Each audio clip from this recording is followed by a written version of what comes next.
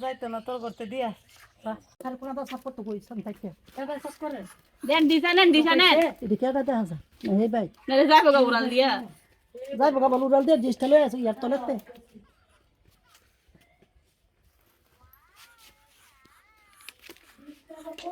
Hello everyone, আসসালামু আলাইকুম। আশা করি সবাই ভালো আছেন। আলহামদুলিল্লাহ আমরা ভালো আছি। নতুন আরেকটি ব্লগে আপনাদেরকে স্বাগতম। আর শীতের সকালে আপনি সকাল সকাল দুইটা চীনা হাঁস নিয়ে আসছে আম্মা। বাসায় অনেক মেহমান আসবে, তাদের জন্য ঢাকা থেকে ভাইয়ারা আসবে, খালারা আসবে, তাদের জন্য দুইটা চীনা হাঁস আনছি। তো দুইটা চীনা হাঁস কিভাবে রান্না করি দেশীয় স্বাদে দেশীয় পদ্ধতিতে আপনাদেরকে দেখাবো, মাটির চুলা রান্না করে। তো পুরো ব্লগটি শেষ পর্যন্ত দেখতে থাকুন, আশা করি ভালো লাগবে।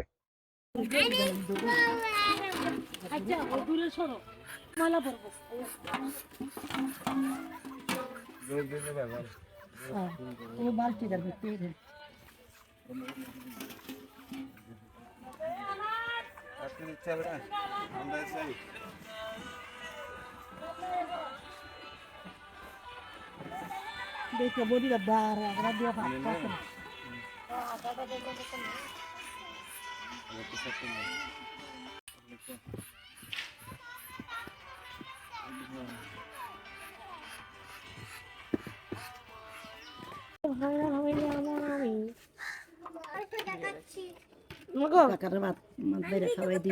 আমাকে ভিডিও করে হ্যালো গাইস, আজকে হাঁসের মাংস দেখাচ্ছি।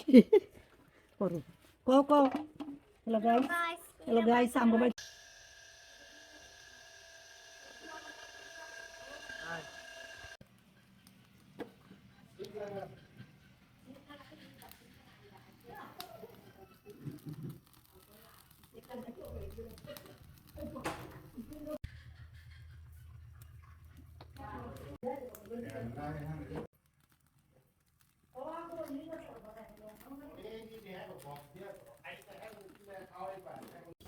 হাঁসগুলাকে ভালো করে পোড়ানো হয়েছে। আর দেখেন এখনই কি হাঁসগুলোতে কিভাবে তেল বের হইতেছে, পুরো তেল তেল করতেছে হাঁসটা। মোটামুটি ভালো তেল হবে হাঁসে।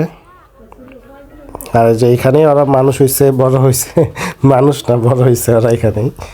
ওই যে ওই হাঁসগুলোর সাথেই ওরা ছিল। একটা বার দেখেন কি সুন্দরভাবে আসতেছে হাঁসগুলা। ওদের মনে হয় খারাপ লাগতেছে, ওদের সঙ্গী কেক আমরা খেয়ে ফেলতেছি। এখন হাঁসগুলাকে কেটে ফেলবো।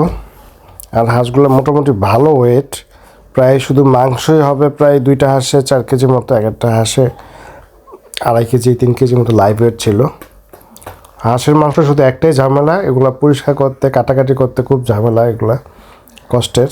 কিন্তু হাঁসের মাংস খেতে খুবই মজা, আমার খুবই পছন্দ হাঁসের মাংস।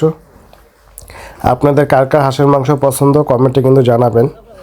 আর এই শীতে যদি হাঁস না খাই তাহলে তো হয় না।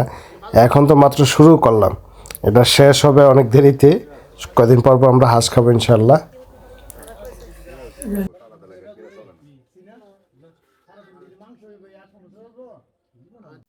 হাঁসগুলোকে সব পিস পিস করে নেওয়া হইতেছে ছোট ছোট করে। আর এদিকে আমার মা খালারা সব একসাথে বসে গল্প করতেছে, হাঁস কাটতেছে আর গল্প করতেছে, ওনাদের পুরানো দিনের কথা সবাই বলতেছে। সামনে আরো সুন্দর সুন্দর ব্লগ আসবে, আমাদের পাশে থাকবেন। আশা করি আপনাদের ভালো লাগবে। আর আমাকে সবাই অনুপ্রেরণা দিবেন, সাহস দিবেন। কোনো ভুল ত্রুটি হলে আরও আপনাকে বলবেন যে এইভাবে না এইভাবে করেন। আমি চেষ্টা করব আপনাদেরকে আপনাদের মতো ব্লগ দেওয়ার জন্য।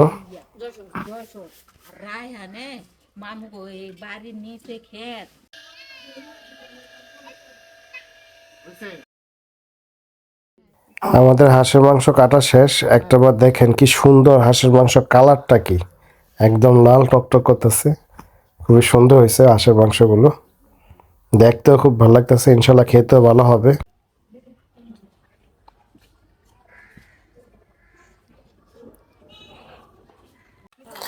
এই দিকটা আমরা হাঁসের মাংস রান্না বসাই দিচ্ছি। আর একটা বার দেখেন কি সুন্দর কালার উঠছে, আর হাঁসের মাংসের তেলটা কিভাবে বের হয়েছে, খুব সুন্দর একটা গ্রান আসতেছে। এই যে গরম ভাতের সাথে গরম গরম হাঁসের মাংস শীতের দিনে, বাইরে প্রচণ্ড কুয়াশার শীত, আর এখন হাঁসের মাংস দিয়ে গরম ভাত খাবো।